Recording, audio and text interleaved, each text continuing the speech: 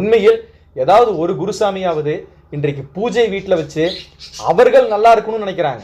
அதாவது குருசாமி வந்து பாத்தீங்க அப்படின்னா அவர்கள் வந்து நல்லா இருக்கணும்னு நினைக்கிறாங்களே தவிர அந்த வீடு நல்லா இருக்கணும்னு நினைச்சு கேட்டா அந்த வீடு நல்லா இருக்கணும்னு நினைச்சுதான் நான் பூஜை பண்றேன்னு சொல்றாங்க.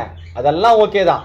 நீங்க எல்லாரும் வந்திருப்பீங்கல்ல ஒரு பூஜையில, அத்தனை சாமிமார்கள் இருப்பாங்க. ஒரு 10-15 பேர், ஒரு 20 பேர், 30 பேர், 40 பேர், 50 பேர், அத்தனை சாமிமார்களுக்கும் பூவை கொடுத்து சாமி இந்த வீட்டுல எல்லாரும் நல்லா இருக்கணும்னு நினைச்சு மனசார வாழ்த்து கொடுங்க அப்படின்னு சொல்லும் போது எல்லா சாமிகளும் சேர்ந்து அந்த ஐயப்பனை வந்து கும்பிட்டு, ஏன்னா கூட்டு பிரார்த்தனைகளுக்கு ரொம்பவுமே பலம் ஜாஸ்தி. ஹோமங்களாகட்டும் மற்ற விஷயங்களாகட்டும் பண்றதே வந்து அதனாலதான் கூட்டு பிரார்த்தனை கூட்டு பஜனை அப்படிங்கறதெல்லாம் பண்றதுக்கு காரணமே.